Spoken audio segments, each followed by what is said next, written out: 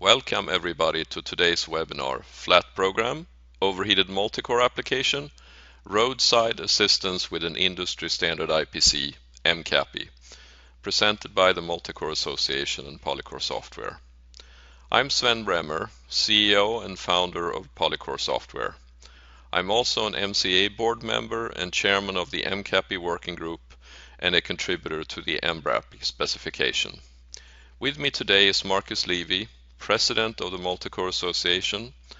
Markus is also Chairman of the Multicore Technical Conference and Expo and founder and President of MBC, a benchmarking consortium. The Multicore Association was founded in May of 2005, back in the pioneering days of multicore technology.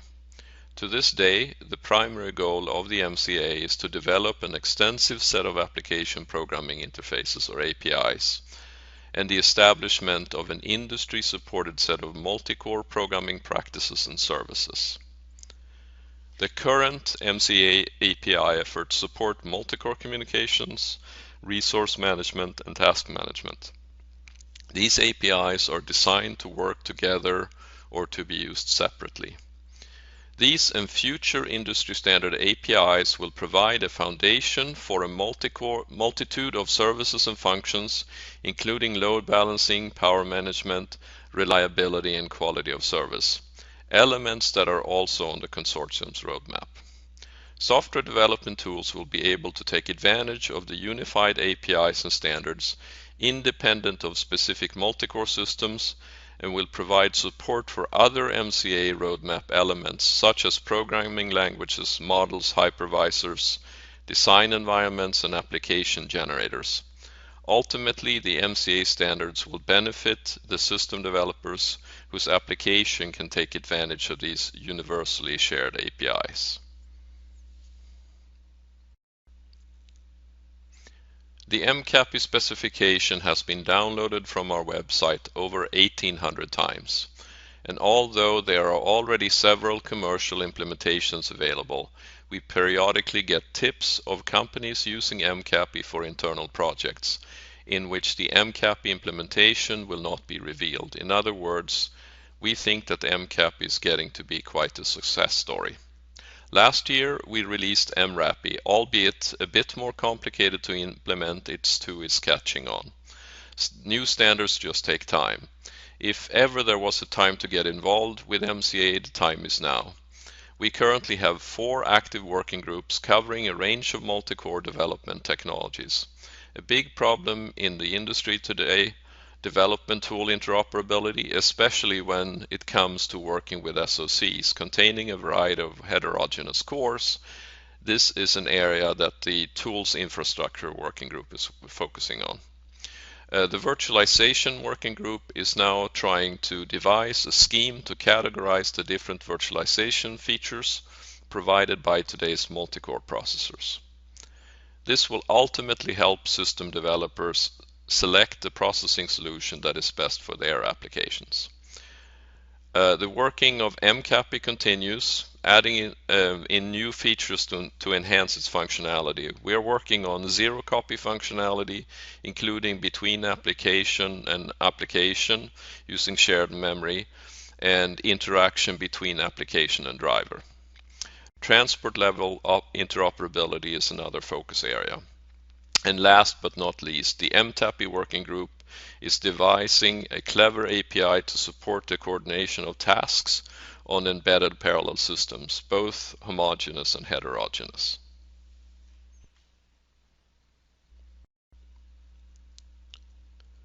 So let's begin the journey. Before we start, we need to do some planning. Where are we going? And what are the things we have to consider before we start and as we are on the road? What is the best route to take? That depends on the number of factors such as distance, time you have at your disposal, and road conditions you can expect in the current weather conditions.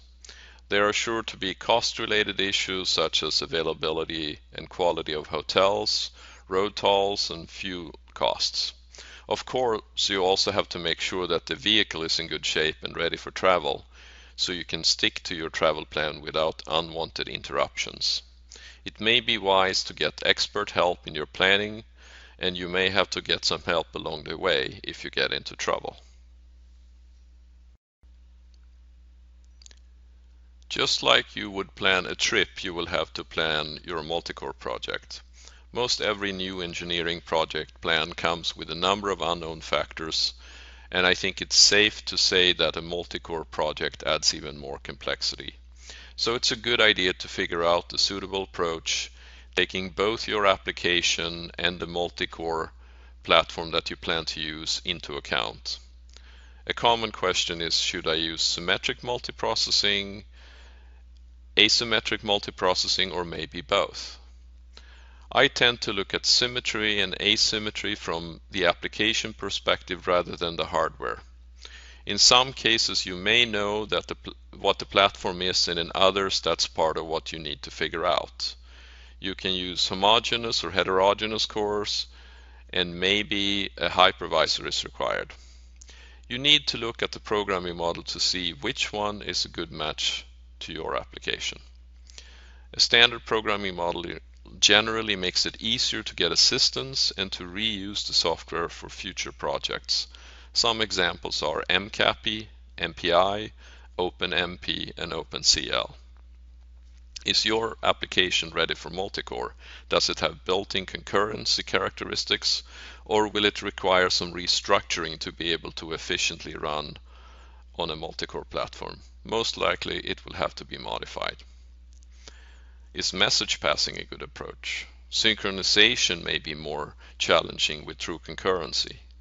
What is the best way to ensure scalability and code reuse for the future?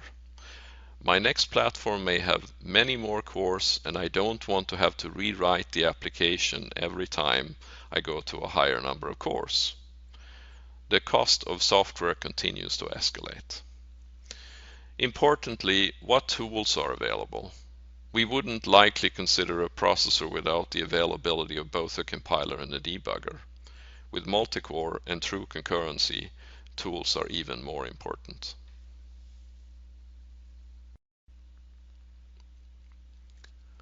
I wanted to touch on some misconceptions about Multicore that I have come across.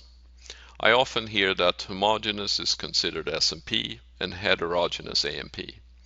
As mentioned, I look at this more from the application's perspective, whether its behavior is symmetric or asymmetric, rather than what type of core is being used. There is of course some coupling in that for SMP you need homogeneous cores and you need to have shared memory.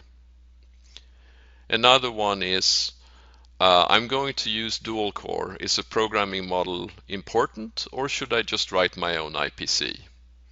I would say that if you're doing something very simple and maybe have a one-way communication between two functions on different cores, it's not that hard.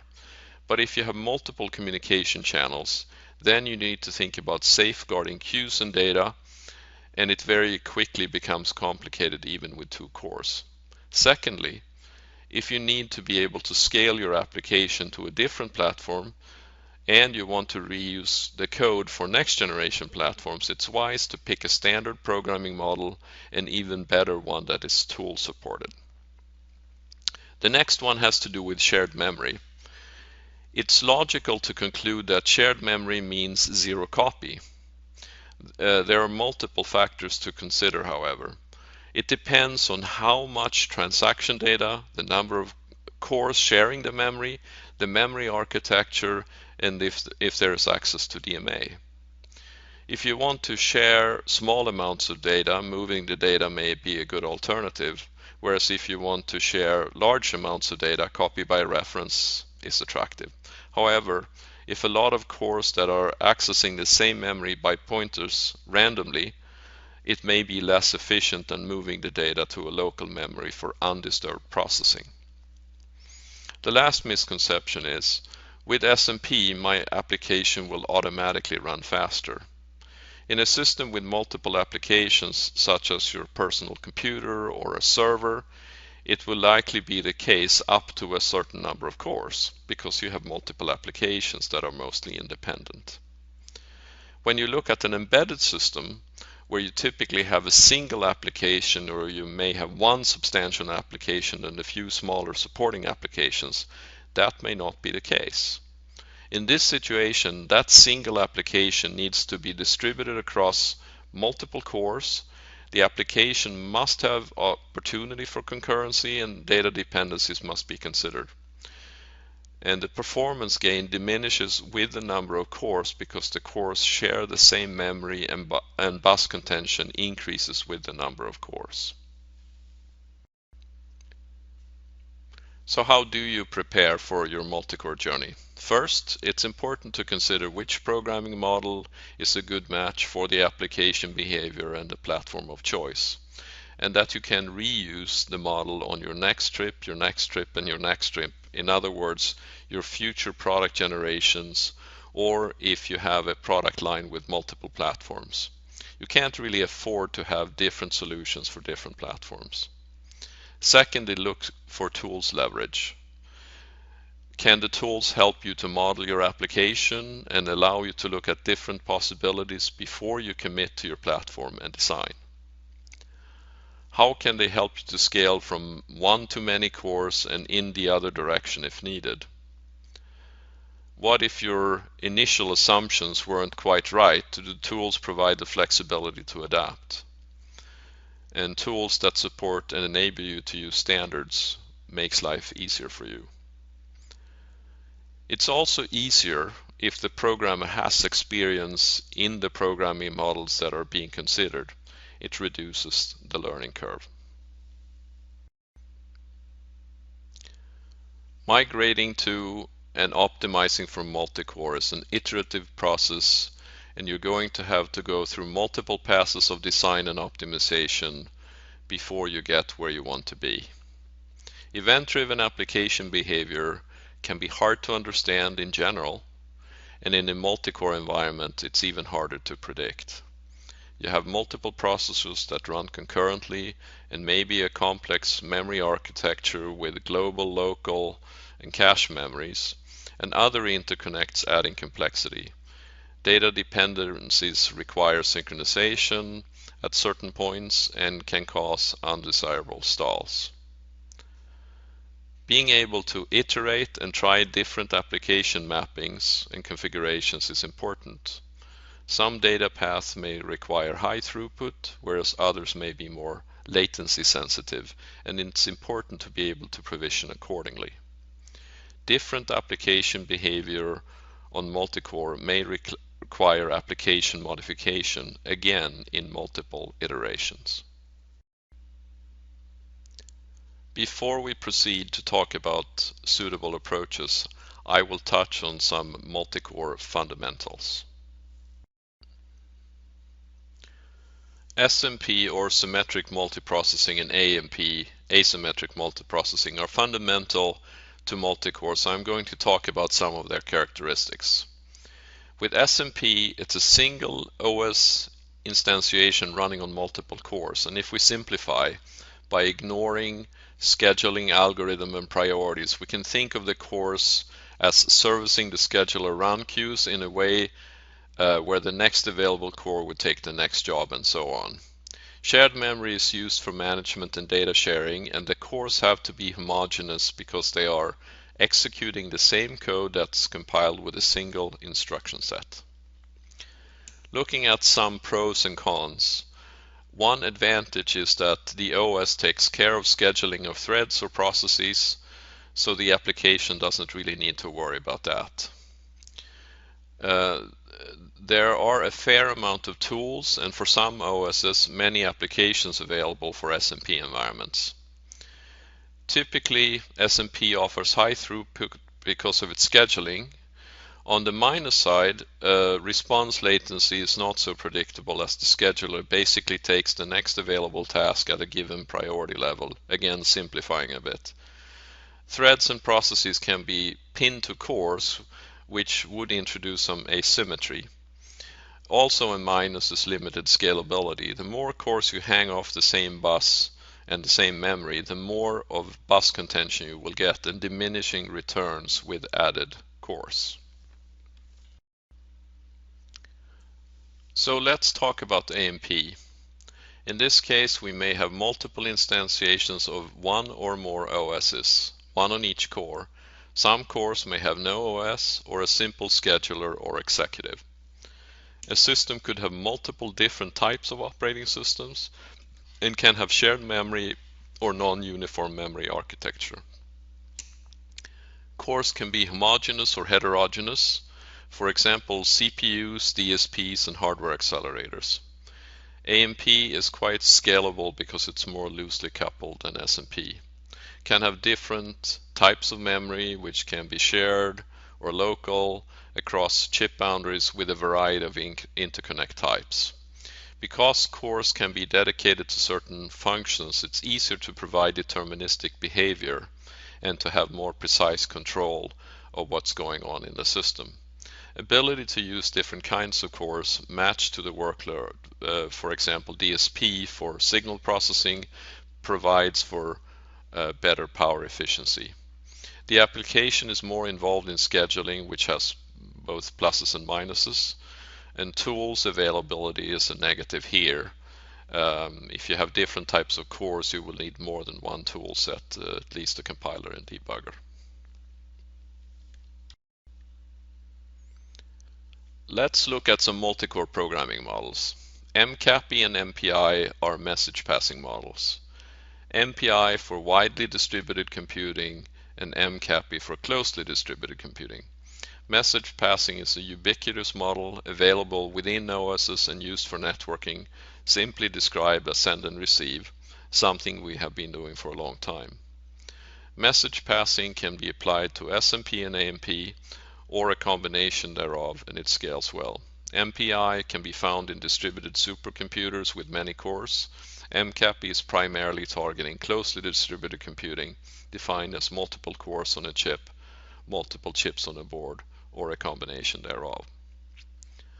OpenMP is primarily used for SMP systems and often used for distribution of loops across multiple cores. OpenCL is another model primarily used for GPU programming. I will discuss MCAPI further in the coming slides. Now it's time to get more specific on a suitable multi-core approach. Leveraging standards is a good idea in general, and let's review what you should consider for choosing a multi-core standard. Let's start with a programming model. It should be suitable for your target market. While some requirements are similar for embedded and HPC, others are not. It should work the same way on a few or many cores and be agnostic in terms of the type of core, OS, and transport, so it can be reused over and over again. Preferably, it should be available on a number of different multi-core platforms, both AMP and SMP is a plus, and from multiple vendors. In other words, available and proven to be portable and scalable. Look for actively supported standards by an organization with broad industry support, including hardware and software vendors and consumers, i.e. OEMs and ODMs. Let's take a brief look at MCAPI. It has three communication modes: connectionless messages, connected packet channels, and connected scalar channels. Messages is the most flexible mode. Messages are sent from a source to a destination without requiring a connection, with blocking and non-blocking functionality.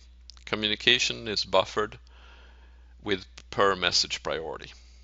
Packet channels use connected unidirectional FIFO channels with blocking and non-blocking functionality. Communication is buffered with per channel priority.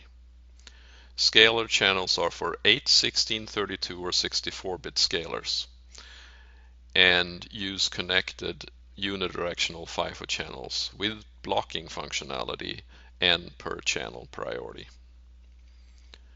Other functional groups are for node and endpoint managing and for managing non-blocking operations, and also one functional group for support functions. An endpoint in MCAPI is defined by a three-tuple consisting of a domain ID, node ID, and a port ID.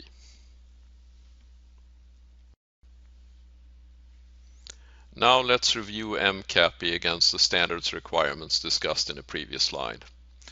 The MCAPI programming model works with AMP and SMP, so it can be used in either or in a combination of both. As we see larger number of cores per chip, we'll see more and more of SMP and AMP combined in multi-core systems. MCAPI is very scalable and should take us well into the future, allowing reuse across platforms and product generations. MCAPI's primary target is closely distributed computing, defined as multiple cores on a chip or multiple chips on a board. It's not confined to this space, but that's the sweet spot. It is multi-vendor supported with multiple commercial implementations available, and there's also an open source implementation. Tool support is available, which I will cover in the next few slides. MCAPI can be used standalone or in combination with other MCA standards such as MRAPI and upcoming MTAPI. There are synergies between MCAPI, MRAPI, and MTAPI. The MCA membership spans the industry, including hardware and software vendors and consumers, i.e. OEMs and ODMs, a body of expertise and knowledge that you can leverage. Tools are important in any embedded project, and I believe that when it comes to multi-core, they are absolutely essential. In any application, you will find one or multiple flows.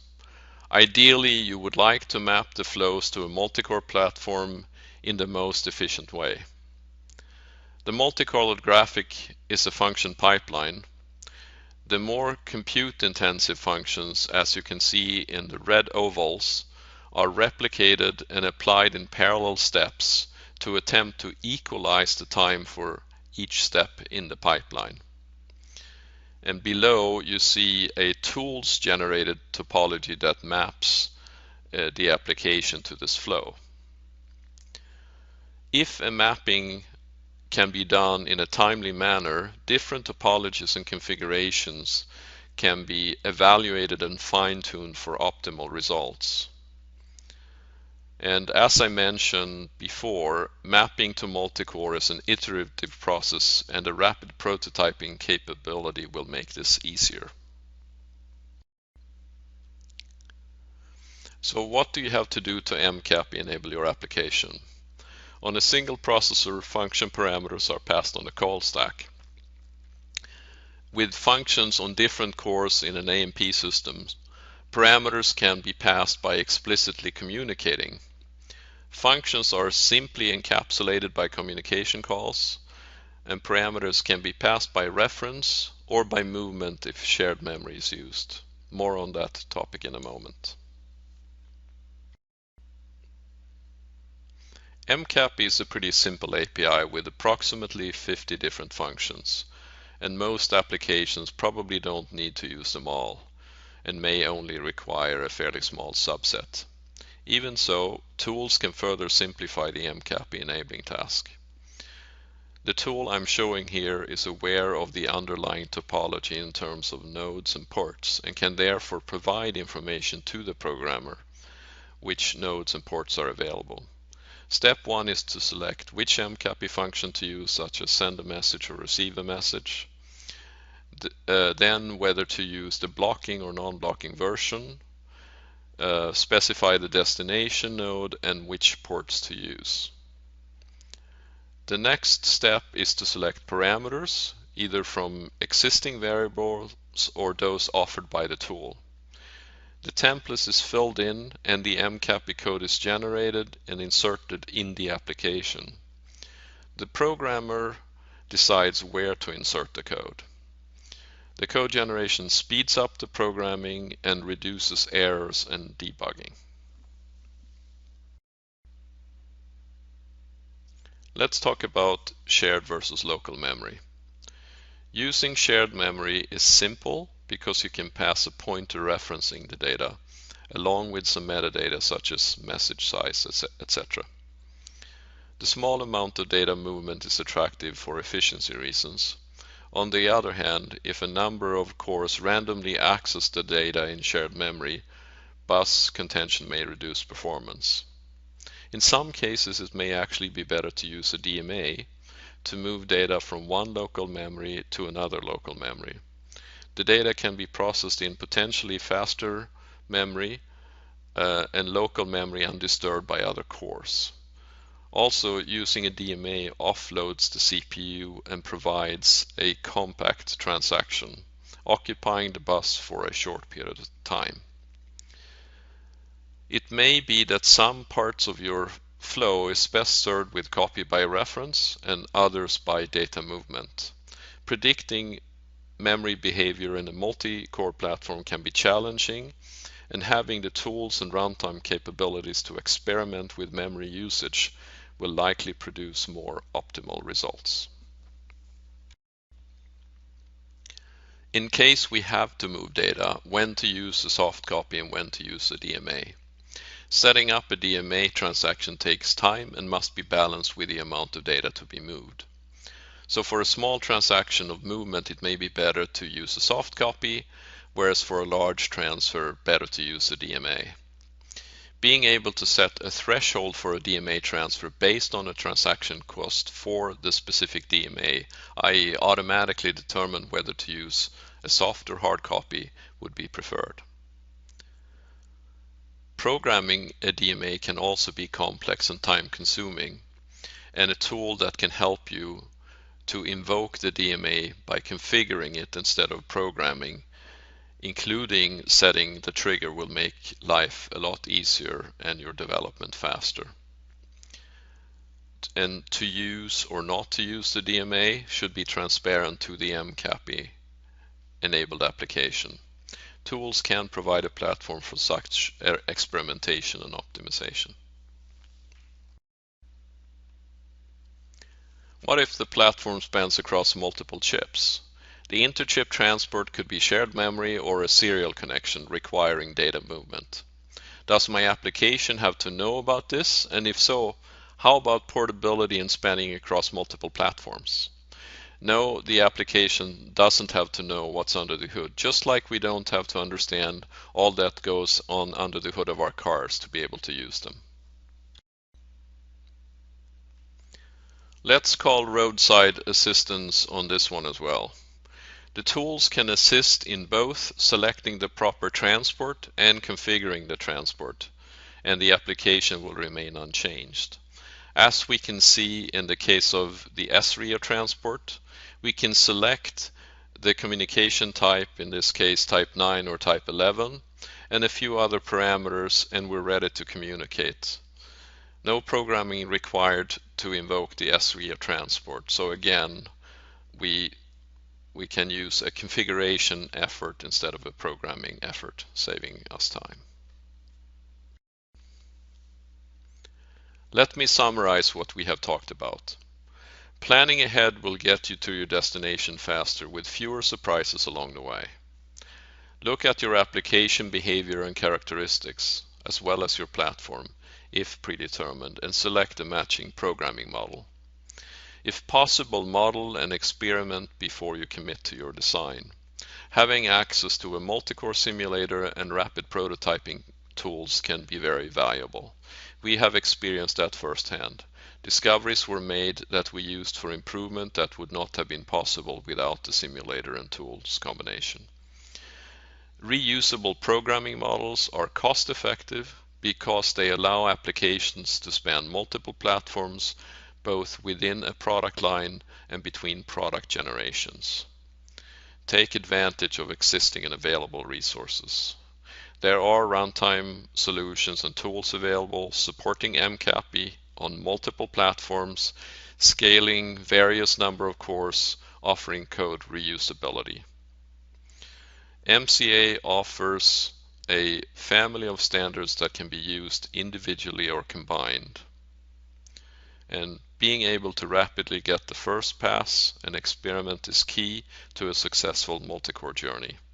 Coupled with code generation tools provides consistency and repeatability for improved code reuse. Multicore is complex. Take all the assistance you can get. This concludes the presentation portion of the webinar. Now we will take questions. If you haven't posted your question before, now is a good time. Thank you. Number of different operating systems and multi-core platforms, and so we are looking at adding that or an MCAPI API on top of the functions we already have, but we're not quite there yet. Okay, cool. And actually, one other thing I forgot to mention is we just completed an MCAPI reference card, which is available in a PDF form downloadable from our website, and so you guys can go check that out as well. Another question that came in here, and with everybody's permission, we're going to extend this webinar for an additional hour to answer this question. How does MCAPI differ from MPI? Well, actually, I'm kidding about extending it, but maybe you can just sort of summarize this question, Sven. Sure. So MCAPI, as I mentioned, is really targeting what I refer to as closely distributed computing, so multiple cores on a chip or multiple chips on a board or any combination thereof. It's basically a static topology, whereas MPI is primarily used for very large systems that may be distributed across the globe. And I would say that MPI is much more fully featured than MCAPI. So there are, if you look at the method used, it's similar between the two because it's message passing. MPI is primarily message-based or process-based, whereas MCAPI does not require a process model. So one of the things we decided for MCAPI was that it should be defined as an independent thread of execution, which could be a thread or a task or a process or a hardware accelerator. So there are differences and there are similarities, and we view MCAPI and MPI more as synergistic, and we have had a number of conversations with people looking at MCAPI to be, if you think of it in the fingers of the distribution, where MPI would be used in a broader distribution, and then MCAPI would be running in an MPI process. All right. Okay. Hopefully that answers his question. So I have a question here from B. Khalid, and he's asking, are there similar tools available from other vendors, or is PolyCore currently the only one with a commercial product available? Sure. So so there are, as I mentioned, multiple runtime offerings available. On the tool side, I don't know of any other tools that are providing the services we do for MCAPI. So not to my knowledge. Okay, cool. And then another question from Chris. He's asking that he's already developed his application program, which has an integrated IPC. How can he basically adopt this to an MCAPI environment? Sure. So I think, as I mentioned in the presentation, there are, I think, a couple of good reasons to use a standard IPC. One is the complexity that fairly quickly rises when you have a number of communications ongoing in a system. This also applies to a dual core, a question that I touched on, and one that I've been asked all the time. And and as soon as you start having multiple communications going on, you get synchronization issues and data protection issues. And the other reason is for scalability going forward. So I think it's hard to give a specific answer, but generally, depending on what what your IPC is, if it's close enough to MCAPI, it may be pretty straightforward to convert. If it's very different, then that may be a different matter. And I think you would have to consider, when would be a good time to do this? When I go to the next project, or would it be feasible to do it for a current product? Yeah, because I mean, if your product is currently running with an IPC, it doesn't seem like a practical switchover, of course, unless you were looking for some more commonality between your different applications. Yes. Okay. Yeah. Another question here is, can MCAPI be used in combination with shared memory and distributed memory? Absolutely. So MCAPI, the MCAPI specification does not specify specifics about the underlying architecture in terms of the processor, the OS, or the transport. And the intent was that MCAPI should be implementable on a variety of environments. And of course, it depends on the implementation whether you can, what the capabilities are. But I would say any good MCAPI implementation should be able to do that. Okay. Another question here is, let's see, is MCAPI suitable when mixing primitive superloop message polling with well-behaved Linux on the same multi-core platform?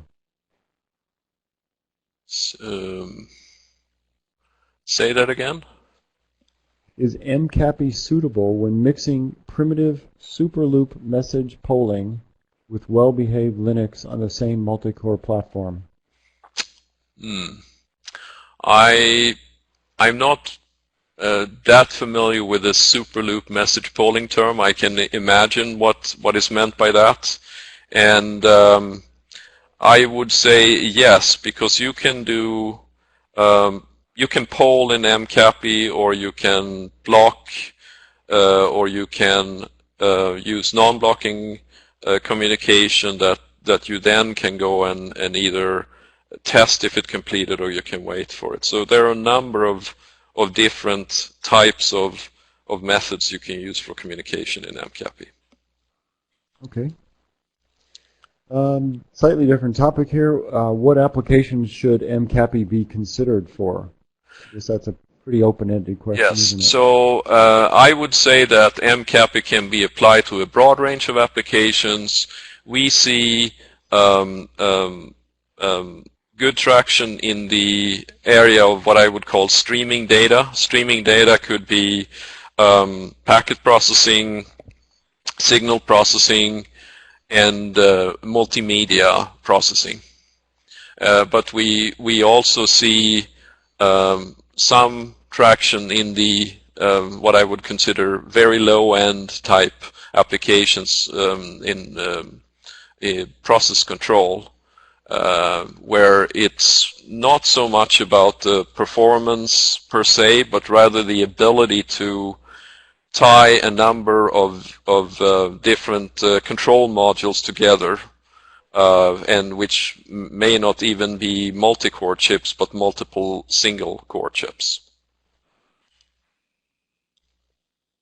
Okay. Let's see. I think you may have touched on this one already to some extent, but somebody's asking, how can MCAPI be used in an SMP environment? I guess that would be a pure SMP environment. Yes. So I can probably speak from a PolyCore software perspective. So our runtime PolyMessenger runs in SMP and AMP or a combination thereof. And in our implementation, a node is simply a process in Linux or a Windows process when we run in SMP. And yeah, so I don't know if that answers the question. Okay. Let's see. Another question here is, what's the roadmap for MCAPI? So I know we released version 1 and now we also released version 2. So what's following that? Yeah. So as I mentioned, we're currently focusing on zero copy and transport level interoperability. We have a whole list of things that have been that are on the as potential extensions, and I'm not sure I can remember all of them off the top of my head, but what we're trying to do is, rather than going from last time we went from 1.0 to 2.0, which was fairly massive, we're trying to do this in smaller increments and taking input that we have from the market and focusing on the areas that we think are highest priority. And what the process we use is that we put a lot of the candidates on the table, and then we had a discussion and vote within the group on where to focus. And zero copy was the one that is number one, and interoperability was also high on the list. So we're trying to take them a little more stepwise. Next question. Cool. So here's a relatively simple one. Are there also any open source implementations for MCAPI? And yeah, so on our website, we have an implementation that was actually donated by Freescale, which you can download and use that. And also, I believe Mentor Graphics has posted another open source version. Sven, do you know of any others? No, not those are the open source that I know. Okay. Another question here. Is there a rule of thumb performance comparison for MCAPI versus Linux IPC on Multicore?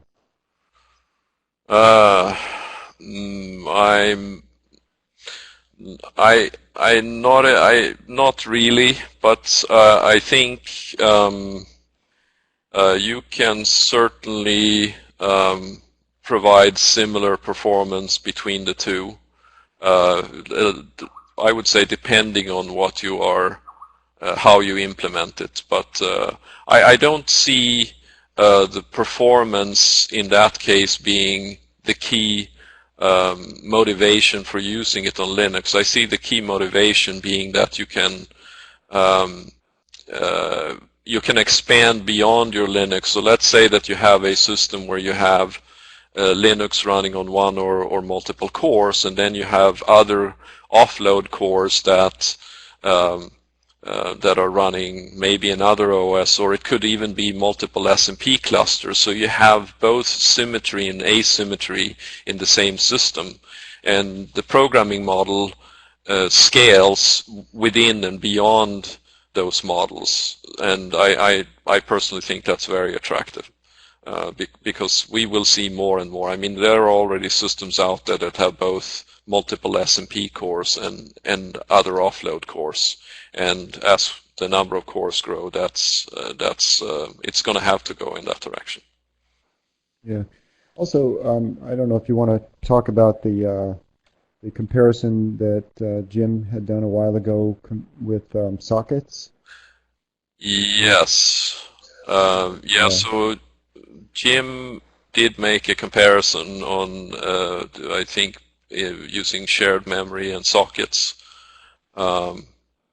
I don't recall the numbers, but if anyone is interested, I can find more detail. Yeah, I think we have that information somewhere up on our website. It's been a while, but if I remember right on that, the comparison, which I know people are familiar somewhat with sockets, but MCAPI implementation was quite a bit faster.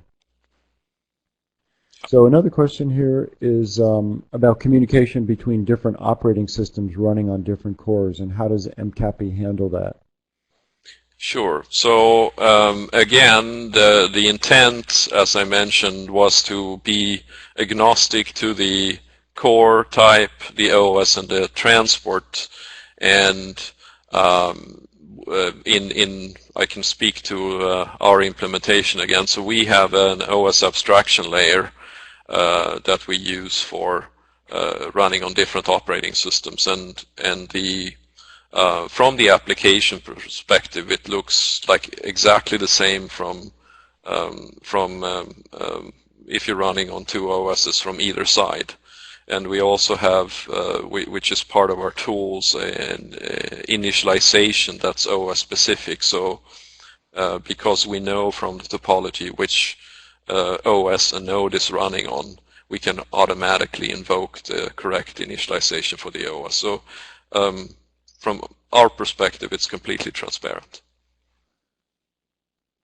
Okay. And actually, in fact, we have we created a demo where we run the same application in Windows and on DSP BIOS, and it's all developed within the TI Code Composer Studio. So we can, same project, we link the files and we run it in both environments. There are some minor differences in the setup because in the DSP BIOS environment you have to initialize more specifically some of the hardware, but other than that it's exactly the same application.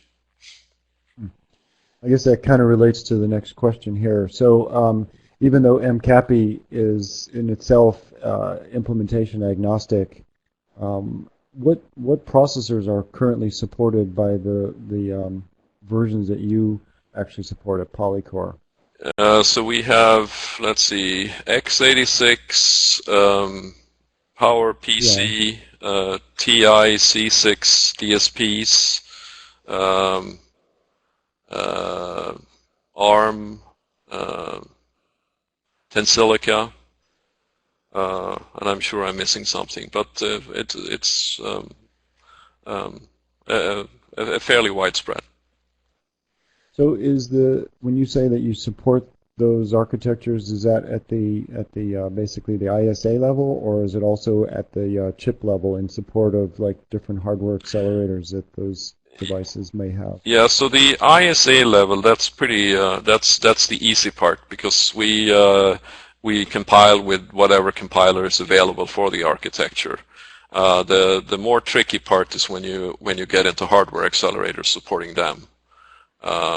Because just like anyone would have to, who wanted to use them directly, we will have to program to the hardware accelerators. But the whole idea is that once we have done that job, someone using our tool, as I mentioned, is looking at a configuration effort rather than a programming effort, which can save a lot of time.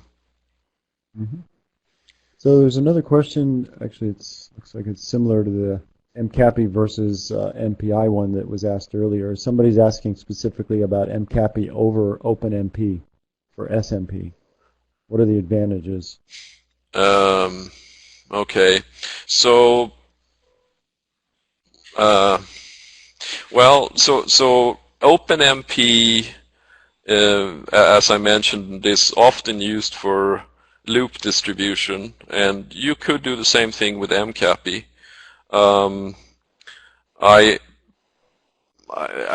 think again it more comes to I would say that if you have lots of loops and you know how to use OpenMP, that's a good choice. If you would like to be able to again use different environments for your loop distribution, MCAPI may be a better choice. So for example, if you have hardware acceleration that you can take advantage of for your loops, then MCAPI may be a better choice.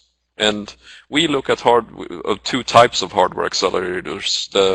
The one category is what people probably mostly think of is algorithm acceleration, and the other one is data sharing acceleration. And I say data sharing meaning that could be by reference or copy.